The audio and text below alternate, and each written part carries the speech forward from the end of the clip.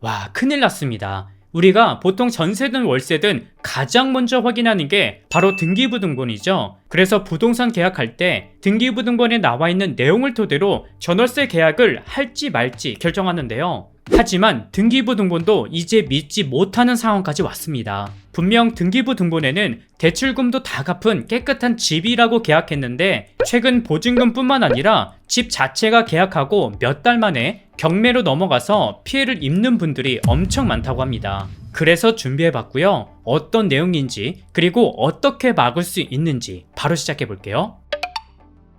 먼저 우리가 부동산 계약할 때 등기부등본은 말할 필요도 없이 무조건 확인을 하죠. 그 이유가 등기부등본에는 집주인이 누구고 권리관계는 어떻게 되어 있는지, 또 근저당, 그러니까 집을 담보로 대출을 받았는지 그 돈은 다 갚았는지 등 한마디로 이 집의 이력서라고 보면 되는데요. 근데 솔직히 우리가 부동산 계약할 때 다른 건 몰라도 압류가 있거나 근저당 잡힌 집은 피하라는 말 들어보셨을 거예요. 그 이유가 근저당이 잡힌 집은 나중에 문제가 생기잖아요. 그러면 그 집이 경매로 넘어가게 되는데 이때 내가 1순위로 돈을 받을 수 있는 게 아니라 은행이 1순위로 돈을 먼저 회수합니다. 그리고 남은 잔금이 있어야 세입자에게 보증금이 돌아오기 때문에 사실상 돈을 거의 못 돌려받는다고 보셔야 돼요. 또 근저당이 많으면 전세보증금 돌려주는 허그에도 가입이 안 됩니다. 게다가 압류가 있는 경우도 집주인이 세금조차 제대로 못 내는 상황인데 당연히 이런 집들은 피하는 게 좋겠죠. 하지만 최근 등기부등본만 믿고 계약했다가 전월세 보증금을 모두 날렸거나 매매 사기를 당했다는 사연들이 엄청나게 올라오고 있습니다. 최근 30대 K씨의 경우도 분명 등기부등본이 멀쩡한 집이라는 걸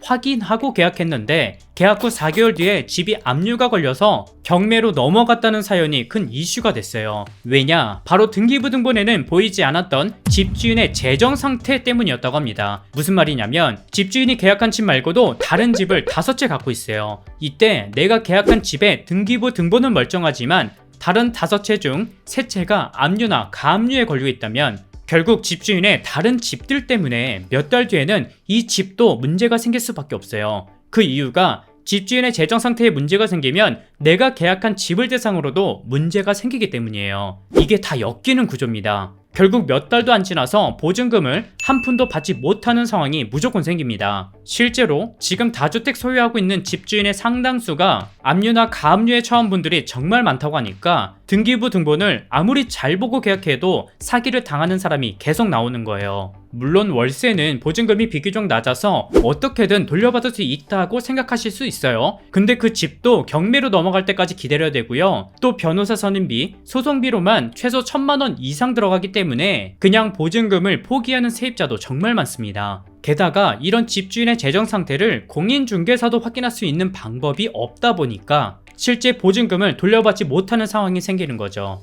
그럼 어떻게 막을 수 있냐? 먼저 여러분들이 부동산에서 계약할 때 집주인의 세금 체납 여부를 확인할 수는 있어요. 다른 집에도 압류가 걸릴 정도면 세금을 체납한 내역이 분명 있으니까 이걸 확인하면 도움이 될 수 있습니다. 근데 문제는 집주인의 세금 체납 여부를 확인하기 위해서는 당연히 집주인의 동의가 필요하고요. 사실상 계약을 한 집에 한해서 공인중개사가 보여주는 정보라 이걸 사전에 미리 막을 수는 없어요. 그래서 실제 위험한 집을 피하는데 현실적으로 도움이 안 된다는 제도적 허점도 계속 논란이 되고 있습니다. 그래서 요새는 부동산 어플을 많이 사용한다고 해요. 이 중에서 저는 내집스캔이라는 어플을 추천드려요. 왜냐면 이 어플이 등기부등본 내용뿐만 아니라 집주인의 다주택 여부 등 우리가 일반적으로는 확인할 수 없는 내용들을 분석해서 리포트로 제공해 주더라고요. 먼저 내집스캔 어플을 실행하면 이런 화면이 나오는데요. 여기서 바로 하단에 전세사기 위험도 스캔하기 라는 버튼을 누르면 월세나 전세, 매매 이렇게 보증금 유형을 선택할 수 있어요.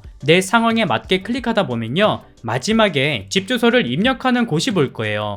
여기에 내가 최종적으로 계약하려는 집이나 또는 현재 살고 있는 집 주소만 입력하면 이 집이 계약하기 좋은 집인지 이렇게 위험도가 나오는데요. 이게 이 집의 모든 내용을 분석한 다음에 이렇게 안전, 양호, 보통, 주의, 위험 5단계로 최종 분석까지 해주는데 우리가 육안으로 봐도 주의나 위험 단계로 나온 집은 그 아래 어떤 위험들이 있는지 이렇게 세부적인 항목까지 확인할 수 있어요. 또 이걸 보는 중요한 이유가 단순히 등기부등본이 아니라 집주인이 가진 여러 집의 위험도를 보는 화면도 같이 확인해 볼 수 있습니다. 지금 이 집의 경우도 등기부등본에는 분명 문제가 없었던 집이에요. 근데 내 집 스캔 어플을 써보니까 집주인이 15채의 집을 더 가지고 있다고 나옵니다. 근데 이 중 6채는 압류에 걸려 있었고요. 또 경매로 넘어간 집도 있더라고요. 이런 집이면 계약 후 3개월도 안 돼서 무조건 문제가 생기니까 전월세 매매 자체를 피하는 게 좋겠죠. 그래서 이 집이 안전해 보여도 결국 집주인이 보유 중인 다른 집이 위험하다면 계약을 피할 수 있게 됩니다. 또 등기부등본에서는 볼 수 없는 선순위 보증금도 이렇게 예측까지 해주는데요. 게다가 허그 보증보험 가입 여부도 쉽게 확인할 수 있는데 이런 내용들을 확인한다고 해서 집주인에게 알림이 간다거나 동의 같은 절차 없이 바로 확인이 가능합니다. 그래서 이 어플을 중개사분들도 최근에 정말 많이 이용하신다고 하더라고요. 실제로 제가 만난 공인중개사도 세입자에게 집을 보여주기 전에 진짜요? 미리 확인해 보신다고 하셨어요. 근데 아쉽지만 무료는 아닙니다. 이게 한번 열람할 때 이 금액을 내야 되는데요. 이것도 현재 5회 조회할 때 커피값 2잔 정도로 확인이 가능하기 때문에 한두 푼도 아닌 몇 천부터 몇 억짜리 보증금을 생각했을 때 커피값 2잔으로 막을 수 있다면 크게 도움되실 겁니다. 그리고 이 부분도 중요한데요. 우리가 아무리 잘 확인했다고 해도 이후에 집주인이 바뀌거나 어떤 이유로 법정 문제가 생기면 변호사 선임비며 소송비, 상담비 등등 돈이며 시간이 정말 많이 들어갑니다.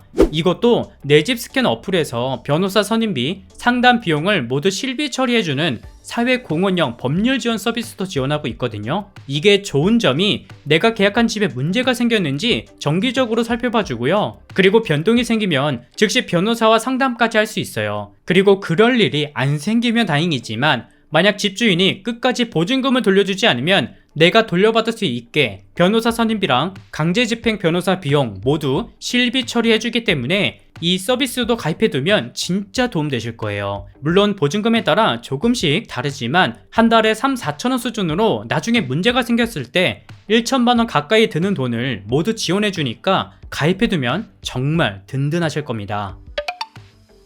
이젠 더 이상 몰랐다 라는 말로는 내 보증금, 계약금을 지킬 수 없습니다. 작정하고 사기를 치거나 속인다면 무조건 당할 수밖에 없는 구조라 등기부등본만 믿고 안심하면 절대 안 된다는 점 꼭 기억해 주세요. 그리고 전월세 계약이나 집 매매하기 직전에 내 집 스캔이라는 어플을 통해서 2중, 3중 실시간으로 체크할 수 있으니까 지금 당장 아니더라도 언젠가 도움받을 수 있다는 부분도 알아두시면 좋을 것 같습니다. 오늘은 여기까지 준비했고요. 저는 다음 영상에서 다시 인사드릴게요. 시청해 주셔서 감사합니다.